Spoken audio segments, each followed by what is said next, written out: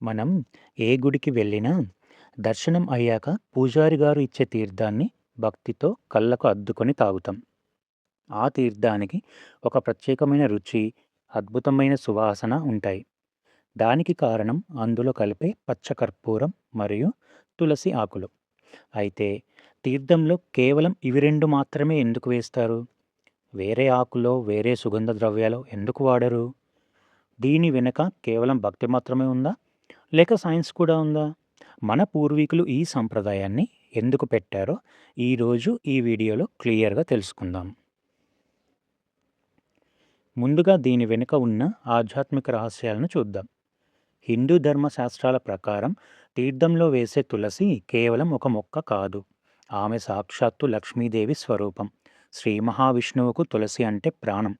తులసి దళం సమర్పించకుండా చేసే ఏ పూజనైనా, నైవేద్యాన్నైనా ఆయన స్వీకరించరని పురాణాలు చెబుతూ ఉన్నాయి.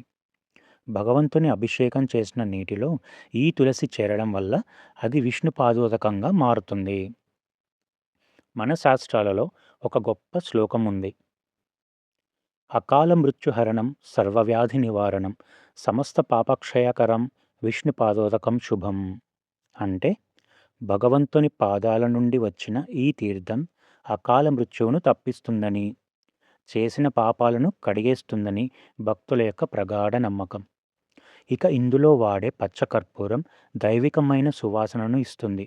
లక్ష్మీదేవికి సువాసనలు ఉన్న చోట నివసించడం ఇష్టం. అందుకే ఈ పచ్చకర్పూర దైవిక శక్తిని, సకల దేవతల అనుగ్రహాన్ని గుడివైపు ఆకర్షిస్తుంది. ఇప్పుడు దీని వెనుక ఉన్న అద్భుతమైన సైన్స్ ఏంటో చూద్దాం.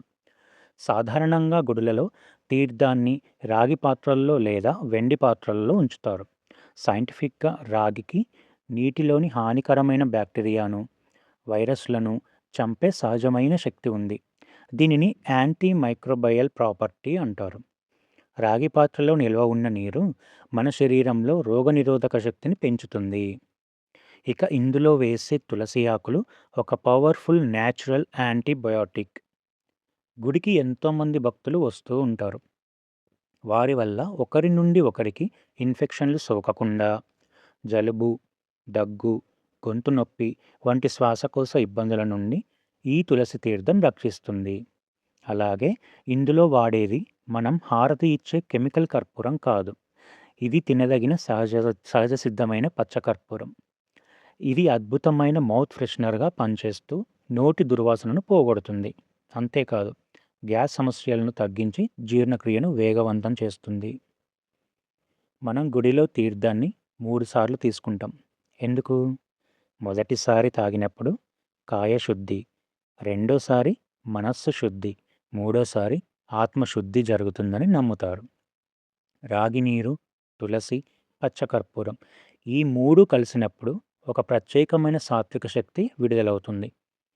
ఈ తీర్థాన్ని స్వీకరించి మిగిలిన కొన్ని చుక్కలను తలపై చల్లుకోవడం వల్ల మెదడు నరాలు ఉత్తేజితమై మానసిక ఒత్తిడి, ఆందోళన క్షణాల్లో మాయమై మనస్సుకు ప్రశాంతత లభిస్తుంది. చూశారు కదా! మన పూర్వీకులు ఏ సంప్రదాయం పెట్టినా దాని వెనుక భక్తితో పాటు మానవాళి ఆరోగ్యానికి మేలు చేసే ఎంతో సైన్స్ దాచి ఉంచారు.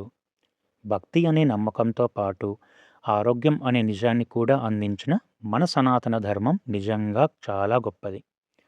మరి ఈ వీడియోలోని ఇన్ఫర్మేషన్ మీకు నచ్చితే ఇప్పుడే లైక్ చేసి మీ ఫ్యామిలీ మెంబర్స్ అందరికీ షేర్ చేయండి. ఇలాంటి మరిన్ని ఆసక్తికరమైన, ఆధ్యాత్మికమైన, శాస్త్రీయ విషయాల కోసం వెంటనే మన ఛానల్‌ని సబ్స్క్రైబ్ చేసుకోండి. ధన్యవాదాలు. లోకా సమస్త సుఖినో భవంతు.